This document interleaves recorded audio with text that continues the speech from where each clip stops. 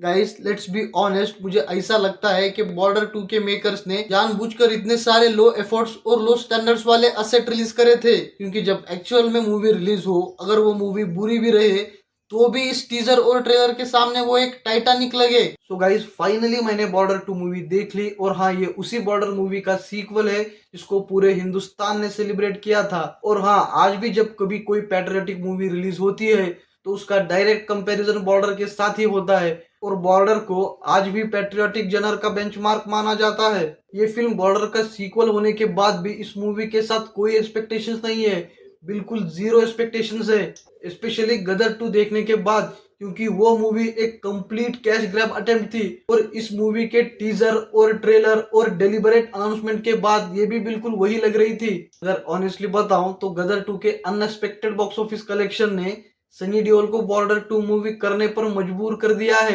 क्योंकि नॉस्टैल्जिया में लोगों ने गदर 2 को बॉक्स ऑफिस हिट कराया था और इस मूवी को भी जरूर करेंगे।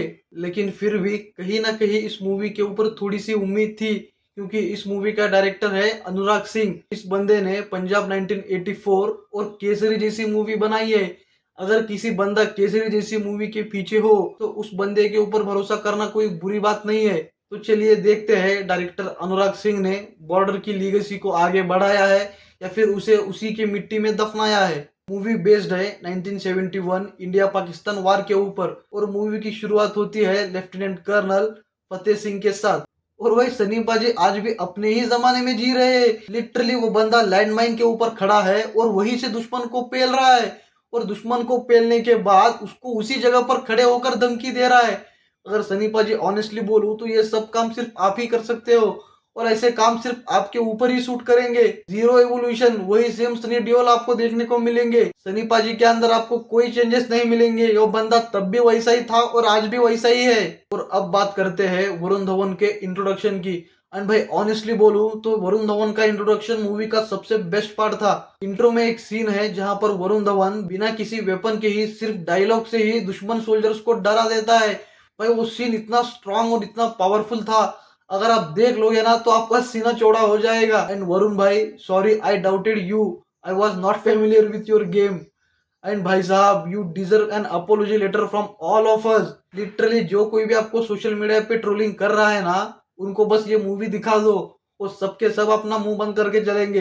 दिलजीत दोसांझ एज निर्मल सिंह सेखोन, भाई ये बंदा इतना तगड़ा एक्टर है, आप इससे कुछ भी करवा लो।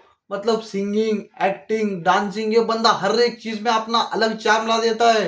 और अब बात करते हैं सुनील शेट्टी के बेटे अहान शेट्टी की, जो कि इस मूवी के अंदर वो लेफ्टिनेंट कमांडर MS रावत का रोल कर रहे हैं। एंड भाई साहब, आपने 2021 में तड़प मूवी करी थी, और वो आपकी डेब्यूट मूवी थी, और उसके अंदर अपना ऐसा फाड़ा था, और उसके बाद आप 5 साल वेट कर कर आप ऐसी मूवी के साथ आ रहे हो जिसके अंदर आपका परफॉर्मेंस बिल्कुल जीरो है। भाई literally you waited for this movie. और इस मूवी के अंदर अहान शेट्टी आपको सिर्फ सुनील शेट्टी का कंपनसेशन लगेंगे, बल्कि इस बंदे का मूवी के अंदर कोई रोल है ही नहीं। अगर इस बंदे का रोल आपको ज्यादा दिख भी जाता तो ये बंदा उसको जस्टिस ही नहीं करा पाता, क्योंकि उसके अंदर वो मैनली ऑरा ही मिसिंग था। और इस मूवी के अंदर आपको तीनों की भी बैक स्टोरी देखने को मिलेगी, जहाँ पर तीनों लोग भी एक आर्मी ट्रेनिंग कैंप में मिलते हैं, जहाँ पर तीनों की भी ट्रेनिंग रहती है। आर्मी, एयरफोर्स और नेवल ऑफिसर सबकी ट्रेनिंग वहां पर ही चलती है। और उस ट्रेनिंग अकेडमी में ये लोग ट्रेनिंग कम और बकचोदी ही ज्यादा करते हुए दिखेंगे। हर एक सीन में अगर आप इन लोगों को देखोगे तो ये सिर्फ टॉम एंड जेरी टाइप ही नोकझोंक कर रहे हैं, मगर उस ट्रेनिंग अकेडमी में इन लोगों का इमोशनल बॉन्डिंग बन जाती है, और ये लोग एक दूसरे के साथ बहुत ही ज्यादा कनेक्टेड होते हैं। और इन सब चीजों के लिए मूवी के अंदर बहुत सा टाइम दिया गया है, क्योंकि ऐसी फिल्मों में सबसे ज्यादा ऑडियंस को इमोशनली कनेक्ट करना पड़ता है। अगर एक बार ऑडियंस इमोशनली कनेक्ट कर गई तो भाई साहब, आप मूवी के अंदर कुछ भी दिखा दो, मतलब कुछ भी दिखा दो, लोग इसको मान ही लेंगे। और एक वॉर फिल्म में तो ये सबसे ज्यादा इंपॉर्टेंट होता है। और फिर आपको देखने को मिलता है वरुण की शादी, दिलजीत की शादी, और फिर दिलजीत पाजी की शादी में ही जंग का बुलावा आ जाता है। और जब उनका बुलावा आता है, भाई वो सीन इस फिल्म के अंदर इतनी ब्यूटीफुल तरीके से पिक्चराइज किया गया है, क्योंकि जब कोई सिपाही अपने घर से विदा होता है, क्योंकि उसके घर वालों को भी मालूम है कि वो लड़ने जा रहा है, वो आगे वापस आएगा या नहीं ये भी उनको मालूम नहीं, ना ही ये बात उस फौजी को मालूम है। और इस मूवमेंट को इतनी अच्छी तरीके से कैप्चर किया गया है। मैं डायरेक्टर अनुराग सिंह का फैन हुआ इस मूवमेंट के अंदर। भाई लिटरली आपने एक अलग ही फील करा दिया था। और जब संदेशे आते हैं गाना बजता है और एक सीन के अंदर दो आर्मी ऑफिसर्स का ब्रेकडाउन सीन है, वो सीन देखने के बाद अगर आपके आंखों से आंसू नहीं निकले ना तो आप इंसान नहीं पत्थर दिल हो। इतना इमोशनल करा देता है आपको वो वाला सीन। और इस मूवी के फर्स्ट हाफ का काम सिर्फ एक ही है, लोगों को इमोशनली फिल्म के साथ कनेक्ट कराना। अगर ऑनेस्टली बोलूं तो मूवी इस काम के अंदर सक्सीड हो जाती है। और जैसे ही मूवी का सेकेंड हाफ स्टार्ट होता है, मूवी अपना सोल लूज करना स्टार्ट कर देती है। वॉर सीक्वेंसेस में वीएफएक्स वर्क इतना घटिया है ना, वो सारे वॉर सीन्स आपको एक मजाक लगेंगे। अगर आप लोगों ने ट्रेलर और टीजर देखा है ना तो इसके अंदर आपको बिल्कुल वही वीएफएक्स मिलेगा। उसके अंदर कोई इंप्रूवमेंट ही नहीं करी गई है। इतनी सारी ट्रोलिंग और बैशिंग के बाद भी उसके अंदर कोई इंप्रूवमेंट नहीं है। और स्पेशली आहान शेट्टी का वो marine sequence, that has to be one of the best sequence of film. मगर वो सीन इतना मजाक लगता है देखने में। भाई आपने तो इंडियन सोल्जर्स की पूरी गांडी मार दी।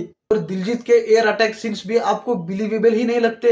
अगर आप लोगों ने स्काई फोर्स मूवी देखी है, उस फिल्म का बजट तो इससे काफी ज्यादा कम था, मगर उस फिल्म के अंदर अगर आप एयर अटैक के सीन देखोगे तो उसका वीएफएक्स एकदम खतरनाक लेवल पर था।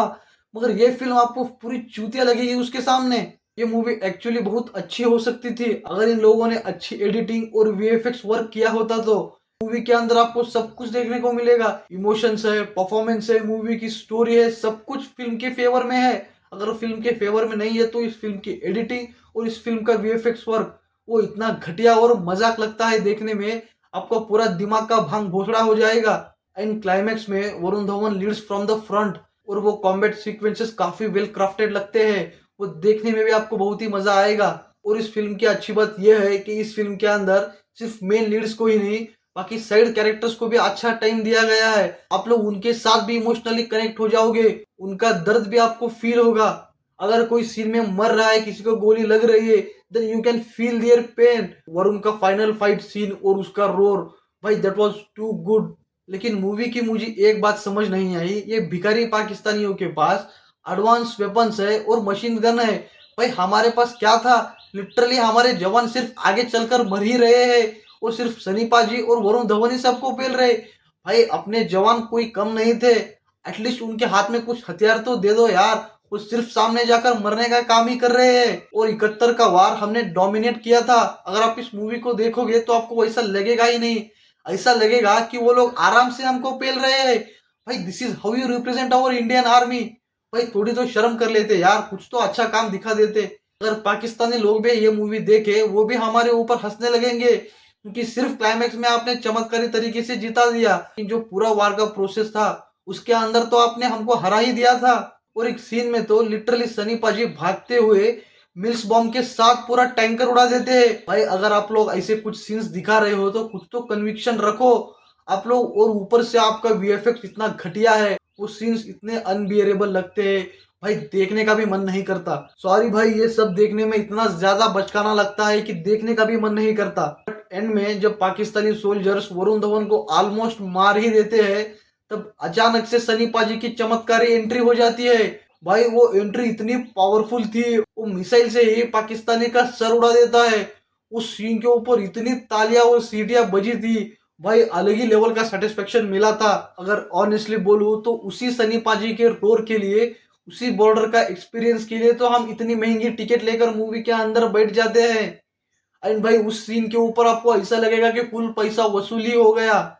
अगर ऑनेस्टली बोलूं तो उस सीन को देखने के बाद बॉडी के अंदर एक अलग ही एनर्जी आ रही थी। ऐसा फील कर रहा था अगर 4-5 पाकिस्तानी मेरे सामने आए तो मैं उन सभी को अकेले पेल दूं। एंड इस मूवी की एंडिंग बहुत ही ज्यादा पेनफुल है। जब वरुण धवन अपने शहीद दोस्तों के बॉडी और उनके कपड़े लेकर घर पहुंचता है, भाई साहब दो scenes were so painful to watch. जब उसकी बहन सामने आती है, भाई यू कांट, भाई आप लोग उस सीन को देख ही नहीं सकते। That was so emotional to watch. और एंड में सभी शहीद आर्मी ऑफिसर्स को एक ट्रिब्यूट दिया जाता है, जिसके अंदर आपको बॉर्डर 1 और बॉर्डर 2 दोनों के लोग भी दिखाई देंगे। That was the perfect movement to end any war based movie. अगर बॉर्डर 2 को एक लाइन में रिव्यू करूं, ना तो ये बुरी फिल्म है और ना ही एक ग्रेट मूवी है। ये बस एक नॉस्टैल्जिया पर बनी कैश ग्रैब अटेम्प्ट थी, जो कि एक सरप्राइजिंगली वॉचेबल मूवी निकल जाती है। ये मूवी वन टाइम वॉच जरूर है, मगर इस मूवी के अंदर आपको कुछ ऐसा देखने को नहीं मिलेगा जिसको आप थिएटर के बाहर आने के बाद भी याद रखो। अगर इस मूवी को आपने सुबह देखा है तो आप लोग शाम तक इस मूवी को भूल ही जाओगे। ऐसा कुछ खास नहीं था मूवी के अंदर जिसको आप 2-4 या फिर 2-3 हफ्तों तक याद रखो। मगर जिन लोगों को टारगेट करके ये मूवी बनाई गई है, उन लोगों को ये मूवी ज़रूर पसंद आएगी और उसका असर आपको कलेक्शन में भी दिख रहा है। और मेरी तरफ से इस मूवी को मिलेंगे 3 आउट ऑफ 5 स्टार्स। गाइस, अगर आप लोगों ने ये मूवी देखी है तो कमेंट सेक्शन में ज़रूर बताना आप लोगों को ये मूवी कैसी लगी।